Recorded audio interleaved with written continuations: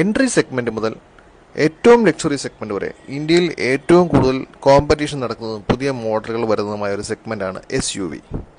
ഇന്ത്യയിൽ വിൽക്കുന്ന കാറുകളിൽ ഏറ്റവും കൂടുതൽ വിൽക്കപ്പെടുന്നത് SUV തന്നെയാണ്. SUVയിൽ നമ്മൾ പലതരം കാറുകൾ കണ്ടിട്ടുണ്ടെങ്കിലും ഇതാദ്യമായിട്ടാണ് എൻട്രി സെഗ്മെന്റിൽ ഒരു കൂപ്പെ SUV ഡിസൈൻ വരുന്നത്. ഒരു കാറല്ല, 2 കാറാണ് ഒരേ സമയം ഇന്ത്യയിൽ ലോഞ്ച് ചെയ്യപ്പെട്ടത്. ഒന്ന് നമ്മുടെ ടാറ്റയുടെ കർവാണ്, രണ്ടാമത്തെ സിട്രോണിന്റെ ബസാൾട്ടും. രണ്ടും ഐഡന്റിക്കൽ ട്വിൻസ് ആണ്. കണ്ടാൽ ഏറെക്കുറെ ഒരുപോലെ ഇരിക്കും. ടാറ്റ സിട്രോണിനെ നോക്കി ഉണ്ടാക്കിയതാണോ, സിട്രോൺ ടാറ്റയെ നോക്കി ഉണ്ടാക്കിയതാണോ, എന്തായാലും അങ്ങനെ ചില കരക്കമ്പികളൊക്കെ നാട്ടിലുണ്ട്. 7.99 ലാഖിനാണ് സിട്രോൺ ബസാൾട്ടിനെ ഇന്ത്യയിൽ അവതരിപ്പിച്ചത്. ഏറെക്കുറെ അതേ സ്പെക്കുള്ള സെയിം 1.2 ലിറ്റർ എഞ്ചിനുള്ള BHPയിൽ ചെറിയ വ്യത്യാസങ്ങളുണ്ട്. കാറ് കെർവ് ലോഞ്ച് ചെയ്തിരിക്കുന്നത് 9.99 ലാക്സിനാണ്. ഇന്നലെയാണ് ടാറ്റ കെർവിൻ്റെ ഈ ഒരു പ്രൈസ് പുറത്തുവിട്ടത്. അപ്പോൾ നിങ്ങളുടെ അഭിപ്രായത്തിൽ നിങ്ങളൊരു 10 ലക്ഷം രൂപ വരെയുള്ള ഒരു SUV കൂപ്പയാണ് എടുക്കാൻ